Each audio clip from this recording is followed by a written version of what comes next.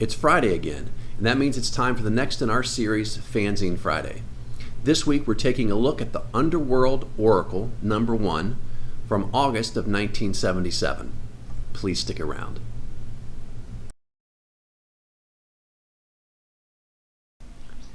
I'm AZ Mountaineer, and this is our channel, Old School Rules, where we celebrate the community of old school gamers and grognards who like classic RPGs, miniatures, magazines, and everything that goes with it.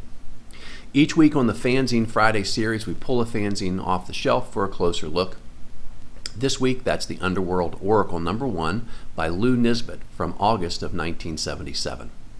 If you haven't seen one of these videos before, fanzines are magazines made by fans for fans of a particular hobby. In our case, that's fantasy RPGs with a focus on Dungeons and Dragons. We hope you enjoy today's video. Okay, so for those of you who've been watching this series, you know we've looked in the first 6 videos at the Dungeoneer, a magazine produced by Jennell Jacquays in the United States, 1976 to 1977. Today, I thought it would be fitting when we switch to a new fanzine to pick one that's completely inspired by the work of the Dungeoneer, and in many ways attempts to replicate the concepts of the Dungeoneer in its own magazine.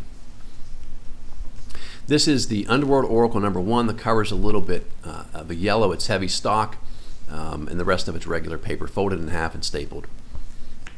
It's a little bit larger in size than the Dungeoneer. I'm not sure exactly what size paper they use, but it is about an inch maybe wider, about the same height.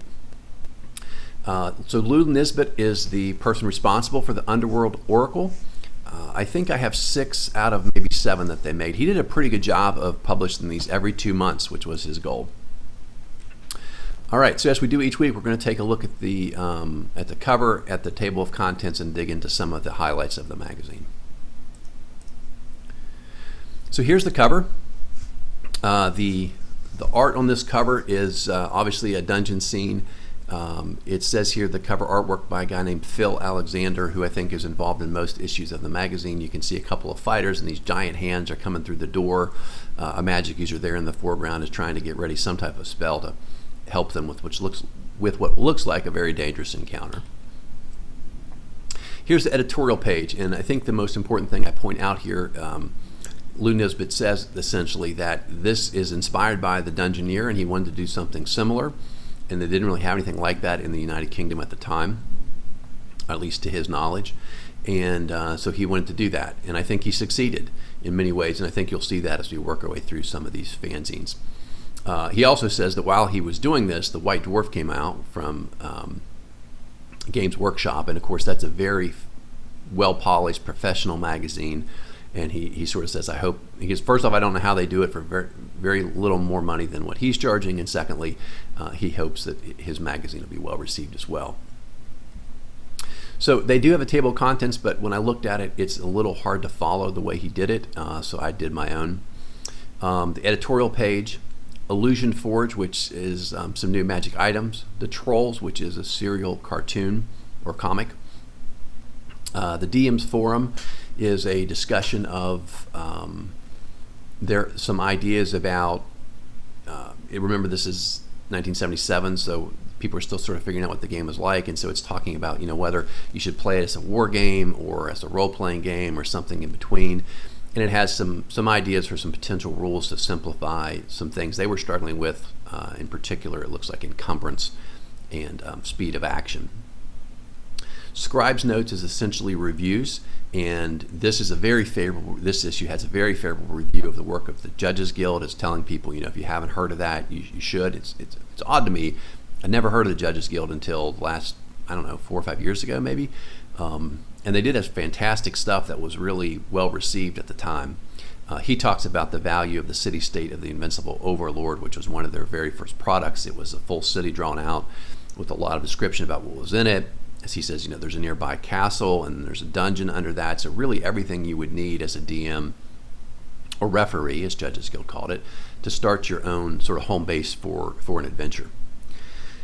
The opinions article is basically saying people are complaining about all these new character classes that people are coming up with, or subclasses, but we think that they're really good as long as you pay attention to balance and you really make people get the roles that are required, because sometimes they're very hard to attain. that these things should be okay. And he goes through and talks about the different ones that had been in early issues of the Dragon magazine or the Dungeoneer, and sort of gives a little blurb about each of them and why he likes them. It's a defense, essentially, of saying more classes are good. New monsters, which are new monsters. An adventure, which is the Pyramid of Qualpatal, or maybe it's Qualpatal. I don't know how to say that for sure. And then a really interesting thing is a dungeon playtest of that adventure, and we'll talk a little bit more about that in a minute.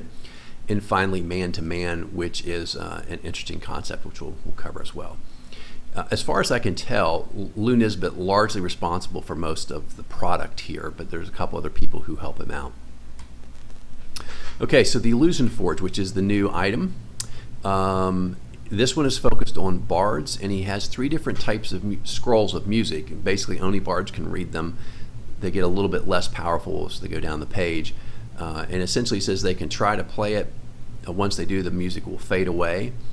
And then they have an intelligence chance, or maybe it's a level chance, to remember it in the future. And as long as they pass this test, which gets a little harder each time, they can keep using the spell, or the spell that comes from the music. And once they forget it, then they'll never be able to remember it again. Here's the Trolls cartoon, just because it's a little something different. We didn't have that in the Dungeoneer. I thought I'd share it. And essentially, it's 2 guys that are trolls, right? And this guy says, in the monster manual says these trolls are thin. And of course, he's really heavy. And the guy says, well, we don't know if that makes it you. He's like, I wonder if I'm really a troll. And the guy chops his head off and says, well, in 3 melee rounds, we'll find out. So it's kind of funny. Here's the DM forum. As I said, this is their explanation of potential alternates simplified. They say rules of encumbrance. Never was really one of my favorite things to keep track of either, and that's what they're sort of complaining about, is that it's really complicated to figure this all out. And every time you're collecting things in a dungeon, you're supposed to be adding it and figuring out if now you're slower. It's never been my favorite part of the game either. And it has some cute little artwork here at the bottom. I think that Phil Alexander did most of the art in this, but I could be wrong. If somebody else did it, then my apologies to them. All right, let's talk about the monsters, because they're really fun. These are all from the adventure that's coming. So the first one's called the Encompassing Beast. It starts off as a sort of a blob of flesh, and this is a really clever idea. If it defeats you, it absorbs you. And when it absorbs you, it absorbs 1 to 3 hit points and all of your powers. It doesn't really get into exactly what that would be, but I would assume, if you're a magic user or a cleric, it gets your spell abilities. And as they say, a great concept for someone who's got a high-level campaign, because the sky's the limit on what you can decide has happened with this creature before the characters come along, right? So this thing could have absorbed 20 people and have all kinds of different interesting abilities. The apparition is exactly what it sounds like. It's a new undead monster that's incorporeal. Its main thing is if it comes and touches you, it can cause, you make an intelligence roll, and if you fail, then you panic, and you make a constitution roll, and you either flee or die, which is a little rough, but that's how it works.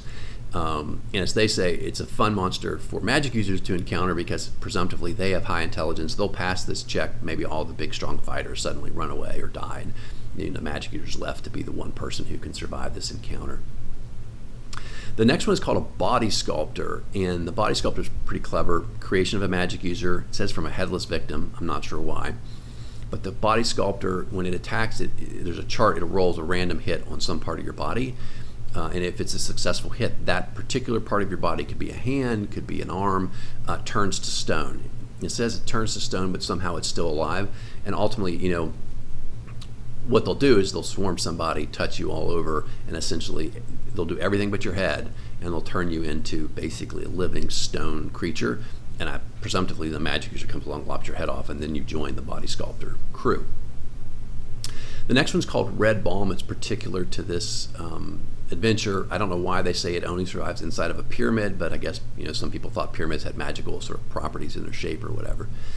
But it's interesting. I like these kind of things. So you find it, if you apply it to yourself, if you're a cleric, it has a high chance of healing you, like a Cure Light Wounds spell.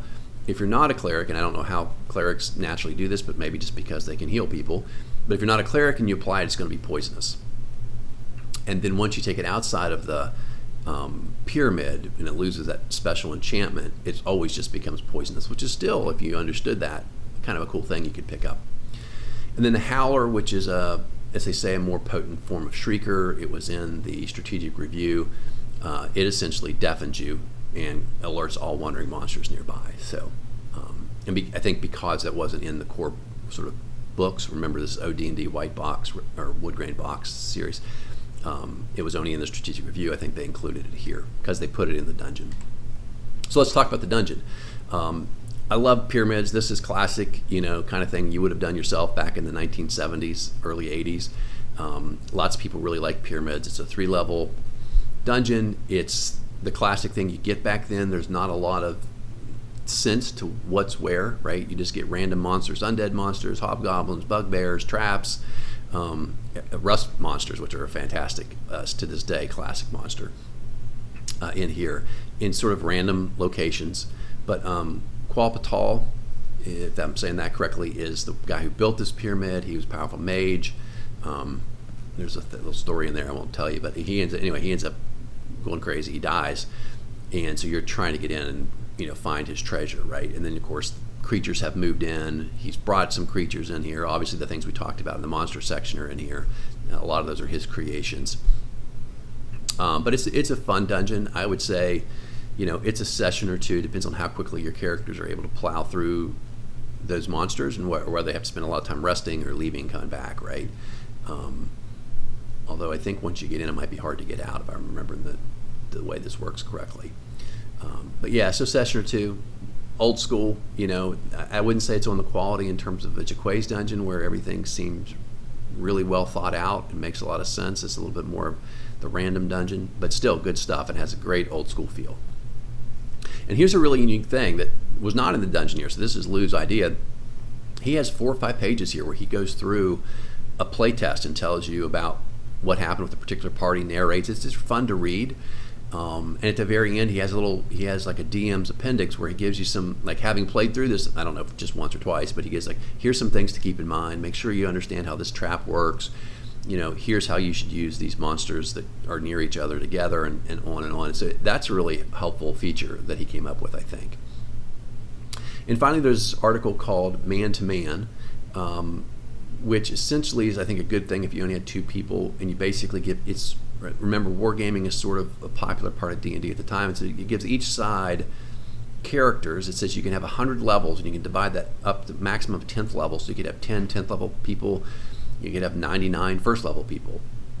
Well, I guess at that point you'd have 100 because you only have 1 level left, but and you decide, and then you move, and then there's different rules if you're on the attack versus the defense, and you put sort of either a dungeon or some type of structure in between. And they basically, the players take turns and the DM referees, a lot like a traditional wargaming setup might have been. And that's it. I think a fantastic inaugural edition for the Underworld Oracle. Like I said, I think I have 6 out of the 7 of these, and so I'm going to share more of those in the weeks ahead. Hope you enjoyed the video. Hope you're enjoying the series. Until next time, my friends, keep rolling 20s.